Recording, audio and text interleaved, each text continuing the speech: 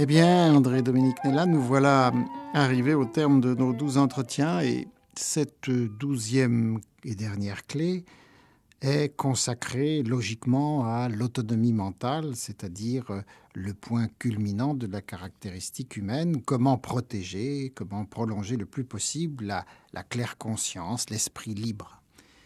En observant les différents fonctionnements liés à l'autonomie de la personne, nous avons été amenés à considérer l'organe, enfin plus exactement le système, sans doute le plus complexe de tout le corps humain, le système nerveux central, et nous avons constaté les rapports qu'il existe entre des lésions organiques et des dysfonctionnements du geste, de la parole, de la mémoire, etc. Et nous avons de cette façon gravi les échelons de la complexité de l'organisme humain. Et en abordant maintenant les maladies de l'esprit sans lésion évidente, eh bien, nous franchissons encore une étape.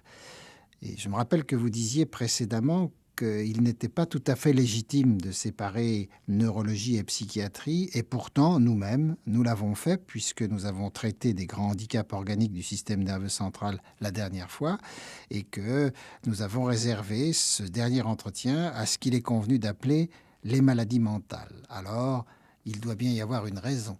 Mais les maladies mentales ont été connues de toute éternité. On connaissait les insanes, on connaissait les innocents, on connaissait les hommes dangereux saisis par une passion qui les amenait au meurtre.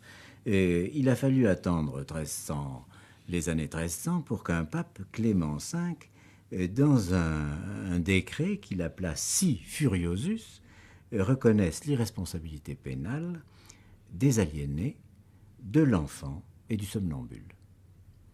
C'est là l'un des premiers textes qui reconnaît que certains individus sont possédés par des forces obscures que nous ne maîtrisons pas.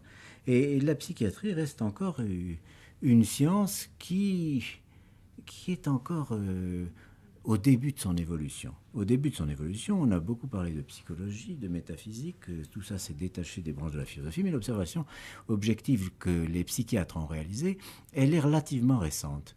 Et on peut citer Pinel comme l'un des grands précurseurs qui a libéré les enchaînés dans les hospices de Bicêtre et a considéré que certains hommes qui étaient dans des hospices où ils étaient considérés de façon très draconienne, où ils étaient tenus prisonniers, ne devaient pas être enchaînés, qu'ils étaient peut-être atteints dans leur pensée ou leur comportement, mais qu'il fallait les reconnaître comme des hommes libres.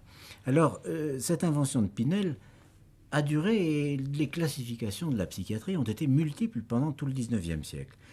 Et de notre temps sont intervenus deux chocs qui étaient extraordinaires. Le premier, trois chocs qui ont été étonnants. Le premier a été la guérison de certains épisodes mélancoliques par l'électrochoc inventé par Cerletti dans les années 40. Le deuxième a été la découverte des médicaments neuroleptiques, dont la chlorpromazine, découverte en France par les laboratoires Specia, de Necker qui ont assumé la plus grande gestion, a été une découverte extraordinaire car on a vu de grands maniaques être calmés par un médicament pour la première fois. Et ça a créé ça a été vraiment le premier médicament actif parce que ceux qu'on avait autrefois ressortaient à l'aile les bords de la fontaine. La deuxième manifestation, ça a été l'incorporation des techniques freudiennes dans les thérapeutiques, des techniques de groupe, de réhabilitation, de thérapie familiale, et le mouvement qui, favorisé par les neuroleptiques, a donné lieu à l'antipsychiatrie. Alors, des variétés de classification de toutes sortes. Ce qu'on sait, c'est que les signes objectifs de la psychiatrie commencent à pouvoir être retenus.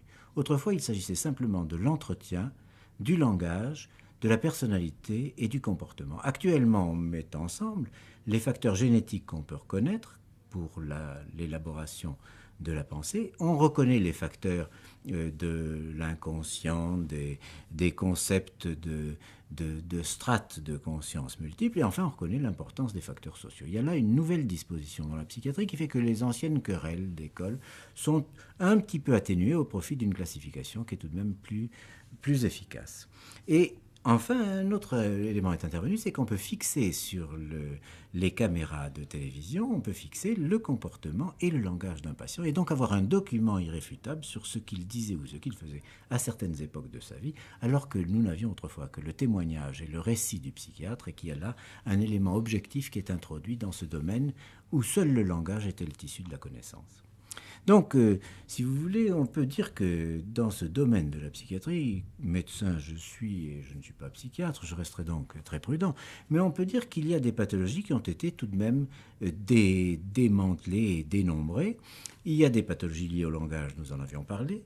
Il y a les grandes détériorations mentales, des atrophies et des maladies où le cerveau est gravement lésé.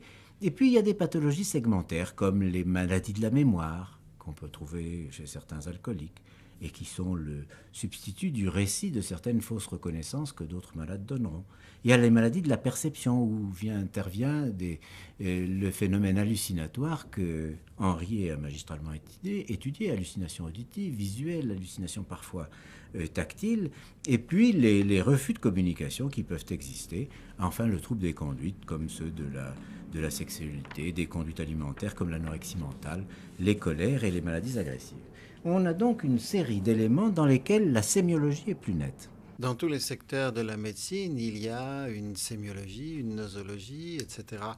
Est-ce que la psychiatrie dispose du même système de repères et de classement?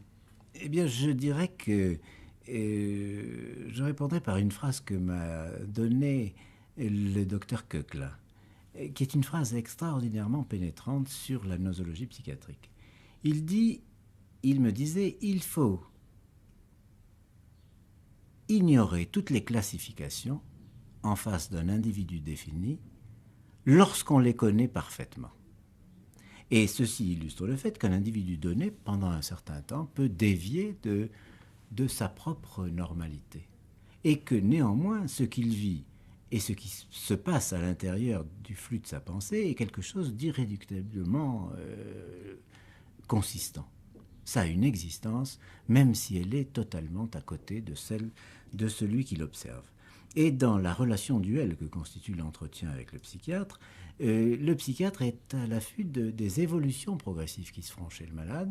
On verra se développer chez un malade telle ou telle maladie, on verra éclore telle ou telle maladie. Il faudra une extrême prudence et le recul du temps pour savoir comment ce malade peut vivre avec sa maladie et comment il peut, malgré des déformations, assumer son existence. Mais finalement, si l'on en vient aux questions de classification, il y a des classifications qui interviennent et qui ont pour coutume de reconnaître les grandes maladies psychiatriques que sont par exemple la psychose maniaco-dépressive.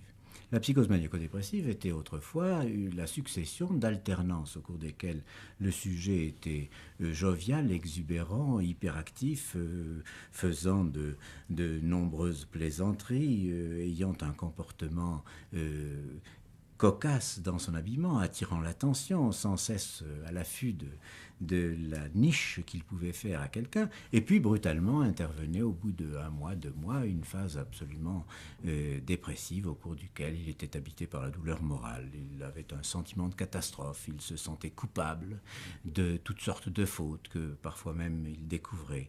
Il était incapable de résister, il ressassait, il devenait inerte, souillé, et son insomnie se mêlait à la notion qu'il était parfois persécuté, et ces épisodes maniaco-dépressifs étaient extrêmement difficiles à vivre. Tantôt il se vivait seulement sur le mode dépressif, tantôt uniquement sur le mode maniaque, jusqu'au moment où l'arrivée du lithium a transformé le pronostic de cette maladie. La prise régulière de carbonate de lithium a transformé ces malades.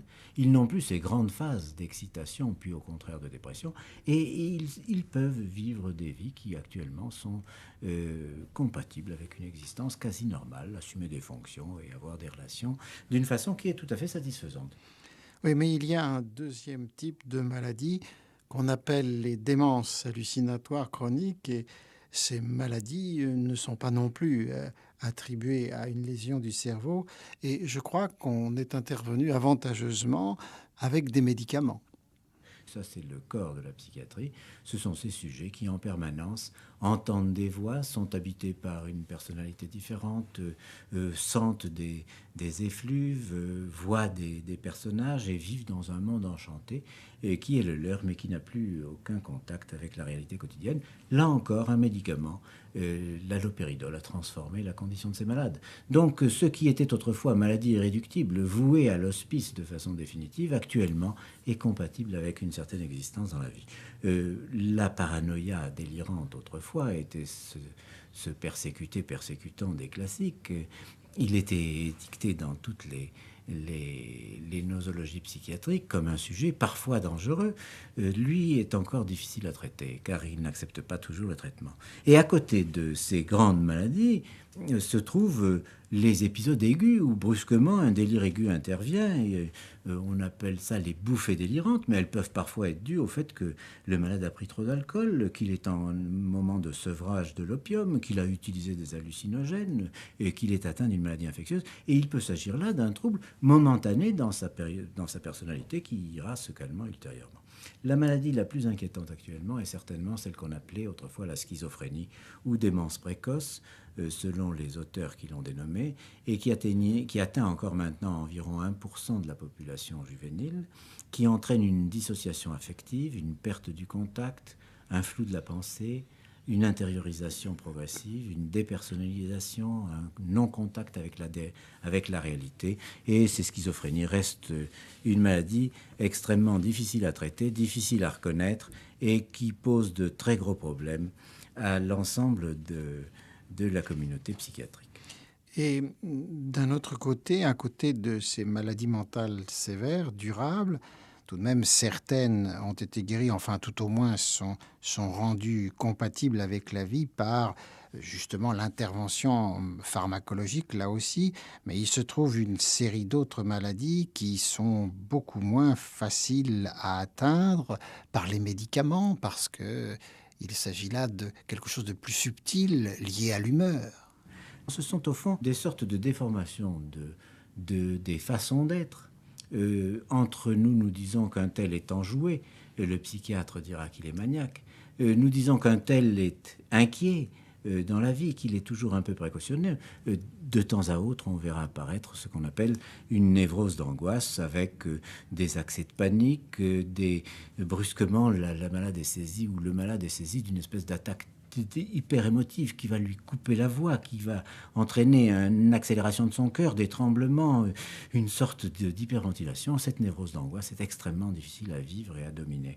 La névrose phobique ou la névrose obsessionnelle sont là encore des états qui sont à la limite de la caractérologie et qui entravent gravement la vie de ceux qui en sont atteints, de même que la névrose au cours desquelles le malade sent ses organes, qu'on appelait hypochondriaques autrefois, alors que les névroses de conversion dans lesquelles il y a une transcription immédiate dans le corps des phénomènes émotionnels qui sont ressentis semblent moins fréquentes, s'accompagnent parfois de somnambulisme, d'hypersomnie, d'amnésie, de toutes sortes de troubles plus ou moins capricieux qui sont à la limite des troubles de l'humeur et qui sans arrêt influencent le comportement du patient qui passe de l'anxiété à la dépression, de la joie à la tristesse et qui va vivre de façon dramatique ce que de temps à autre entraîne les événements habituels de la vie. Il y aura une amplification considérable.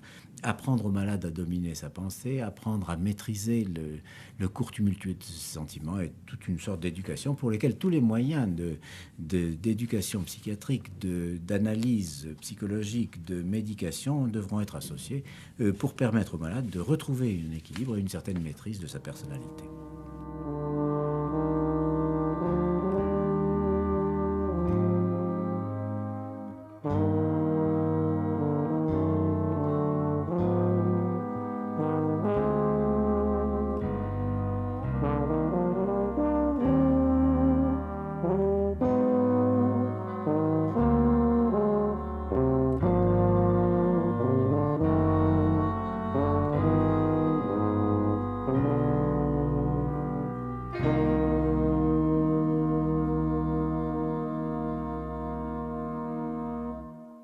tout au cours de ces 12 entretiens, nous avons vu cet homme dans son fonctionnement physiologique, dans son métabolisme énergétique. Nous l'avons vu doué de possibilités d'autonomie sensorielle, motrice, mentale, etc.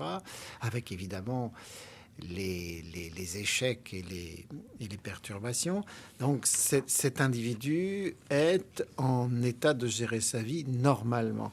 Quel rapport la médecine en exercice peut avoir avec précisément cet individu? Parce qu'en fait, on peut se poser la question de savoir s'il n'est pas maintenant l'heure pour la médecine de devenir une médecine individuelle, c'est-à-dire une médecine de la personne, une médecine du sujet. Il semble bien que l'antinomie entre la médecine mécanicienne et puis la psychiatrie dévolue à l'individualité et à la singularité de la personne doivent se réconcilier actuellement. Et je pense que la notion d'autonomie que nous avons essayé de développer est certes séduisante. Elle précise bien qu'entre le soi et l'extérieur, il existe une différence fondamentale, mais l'autonomie de l'homme ne va pas sans une dépendance qui est la dépendance parfois très porteuse de la solidarité. L'homme est un être social, il vit à l'intérieur d'un monde. L'homme isolé sur une île déserte et toutes les Robinsonades qui ont été écrites sont bien difficiles à gérer. Et donc l'autonomie ne va pas sans un certain degré de solidarité et de dépendance à l'égard de la collectivité ou du sol qui vous supporte. Alors la période où cette autonomie est mise difficilement en conflit est celle de l'adolescence. L'adolescent a éprouvé les forces de son corps, il est inondé d'hormones qui lui donnent le sentiment de sa puissance et de son originalité, et il va se trouver confronté avec des modèles de société qui lui semblent imposés par l'extérieur. Alors pour quelles raisons ont lieu ces rébellions? Pour quelles raisons ont lieu le refus de ce que les anciens apportent comme étant le résultat de leur expérience et de leur vérité? Et pourquoi les adolescents ont-ils ces crises, parfois de désespoir, Werther ou les jeunes suicidants actuels, parfois de fuite dans la drogue, dans l'évasion, dans des spiritualités, dans des excès, dans des excès de vitesse? Nous avons connu James Dean, nous voyons maintenant d'autres qui se livrent à toutes sortes de fantaisies. Quel est le mécanisme qui fait qu'il y a une grande dissociation entre l'impulsion d'autonomie et au contraire la dépendance? C'est un problème très difficile. Nous n'avons pas de recette particulière, mais ce qu'on peut essayer de faire, c'est d'apporter à ces adolescents qui sont parfois en crise des connaissances sur eux-mêmes. Il faut que très tôt, ils sachent que le vieil adage « connais-toi toi-même » a toute sa valeur et que s'ils savent ne pas s'étiqueter comme psychiatriquement anormaux, mais au contraire apprendre à connaître leur caractère. On a proposé toutes sortes de classifications entre les colériques et les sanguins, les intros et les extrovertis, les pique-niques et les leptosomes. On a proposé qu'il y ait des variantes entre ceux qui sont nerveux, ceux qui ne sont pas émotifs, ceux qui sont sentimentaux, ceux qui sont sanguins, les passionnés et immenses. Et Le Sen ont fait des travaux de caractérologie fort intéressants qui permettent de voir que la constitution physique, certains sont plus ronds et joviaux, d'autres sont au contraire sont différents et tristes. Et à chacun son autonomie, à chacun de découvrir ses virtualités et ses potentialités pour les exploiter au mieux dans la société actuelle. Oui, mais alors que va pouvoir faire le médecin dans ce domaine devant tous ces tableaux différents? Le médecin a d'abord une possibilité, celle de réfléchir. En effet, il y a science des choses simples et art des choses complexes. Là, nous retrouvons la vieille antinomie entre le cristal et la fumée d'Atlan, entre le cristal et l'imprécision d'autres. Et science, quand les variables sont énumérables, leur nombre petit, leur combinaison nette et distincte. On tend vers l'état de science. Et puis, en ce qui concerne le domaine de la personnalité, eh bien, peut-être que l'artiste se fait des recettes, disait Paul Valéry, et chacun doit trouver ses recettes en fonction de sa culture personnelle, en fonction de ses dons, en fonction de ce qu'il pourra faire pour réaliser au mieux ses potentialités. Alors, qu'est-ce que le médecin peut apporter dans ces conditions? Il peut apporter d'abord une meilleure reconnaissance au point de vue morphologique et technique de ce qui peut se passer. Eh bien, il faut savoir que certains seront des athlètes dévolus au saut, d'autres au contraire seront dévolus aux haltères. C'est déjà là une première caractéristique. Nous progressons sur le chemin de l'appréciation de certaines possibilités. Ira-t-on vers des orientations autoritaires? Je pense qu'il faut les éviter, mais essayer de stimuler une ardente quête de soi-même et la définition des meilleures possibilités me paraît utile. En évitant, le médecin est toujours prudent, car il veut éviter le suicide, il veut essayer d'éviter la drogue, il veut essayer de construire un appareil logique dans lequel une certaine culture contrôle et oriente la nature. Oui, de ce point de vue, on peut admettre l'idée que la médecine préventive réalise déjà un certain nombre de progrès et présente un certain nombre de réussites. Mais une médecine personnalisée devient tout à fait nécessaire. Elle doit être adaptée avec beaucoup plus de précision qu'autrefois. Mais dans le domaine de la gestion du patrimoine mental, les constantes sont tellement nombreuses et les combinaisons tellement difficiles que personne n'est maître du destin et personne n'est maître de ce que sera le lendemain d'un individu défini. Donc il faut être prudent et lui garder des possibilités au maximum. Ce qu'on pourra faire, c'est peut-être lui apporter tous les secours d'un diagnostic précoce, de nouvelles techniques morphologiques, d'ordinateurs perfectionnés, de biopsies admirables. On pourra lui apporter des thérapeutiques qui remplaceront tel viscère. On met au point des oreilles informatiques actuellement. On va fabriquer un sang synthétique. On peut faire des scintigraphies qui seront très intéressantes. Et donc, du côté des explorations morphologiques et fonctionnelles, du côté de la meilleure connaissance de soi, du côté de la meilleure thérapeutique, nous sommes au début d'une évolution qui est intéressante et qui nécessite la participation de chacun, son information, afin qu'il puisse prendre au fur et à mesure que son esprit devient plus fort, une sorte d'autogestion de sa santé. Malheureusement, au fur et à mesure qu'une conquête est faite, apparaît un nouveau défaut. Nous avons vaincu presque la tuberculose, au moins dans les pays développés. La lèpre est en régression. Nous avons le cancer à portée de main, peut-être. Les maladies infectieuses ont été bouleversées par les antibiotiques. Mais on voit à chaque fois le champ du combat médical se déplacer. Il me semble que ce combat va devoir se déplacer maintenant vers les problèmes de l'être. Je ne sais pas si c'est possible ou concevable, parce que malgré la qualité de la médecine, les médecins n'ont pas encore la possibilité de résoudre les problèmes du destin de chaque individu. Je me demande d'ailleurs si ce n'est pas déraisonnable. Ce n'est pas déraisonnable de l'envisager, mais ça me paraît très, très prétentieux pour eux de le faire. En effet, tant que nous sommes mécaniciens, nous sommes bien. Nous sommes efficaces, nous avons des données scientifiques sur lesquelles nous pouvons nous appuyer. Nous pouvons être les témoins des individus que nous soignons, leurs compagnons, parfois leurs réparateurs. Lorsqu'il s'agit de définir la sagesse de vivre, est-ce que nous sommes des augures? Il est certain que ceci n'appartient pas seulement aux médecins, de loin.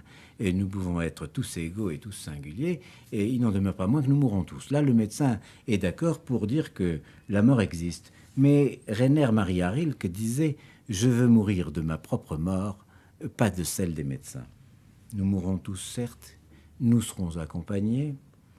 Bien sûr, on nous dira que nous pouvons vivre 120 ans, mais enfin, la fin viendra bien.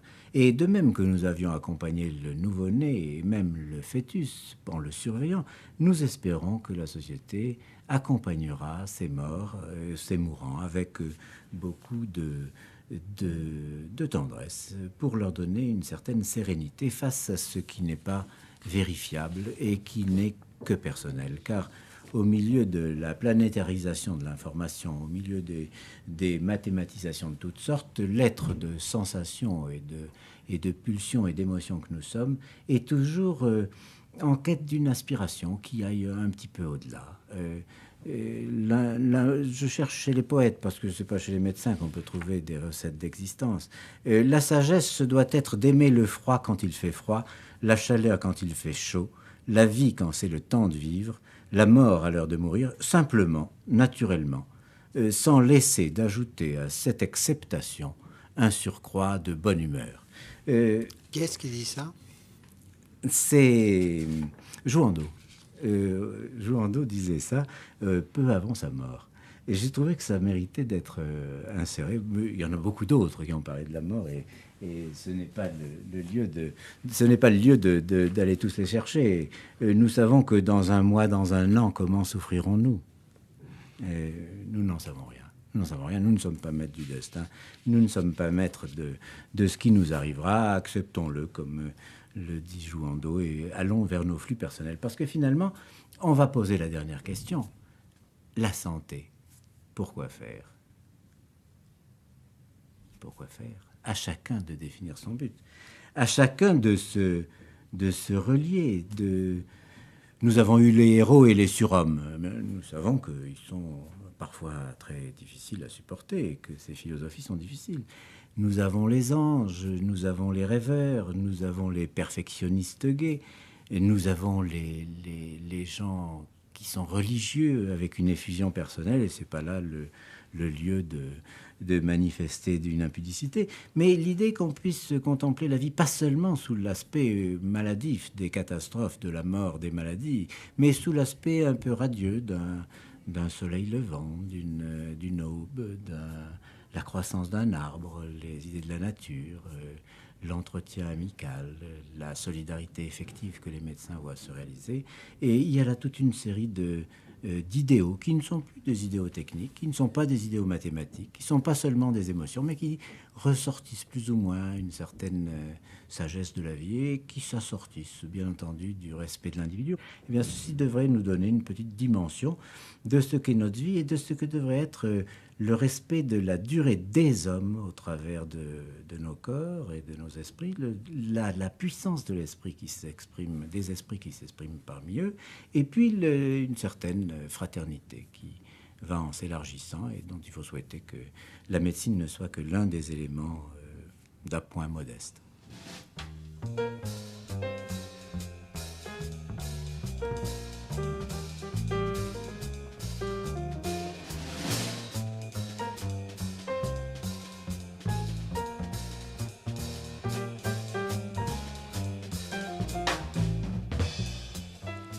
Pour terminer, je vous signale une dernière fois que ces entretiens font l'objet d'une publication aux éditions Belin sous ce même titre, 12 clés pour la médecine, et je vous souhaite une bonne soirée et une bonne santé.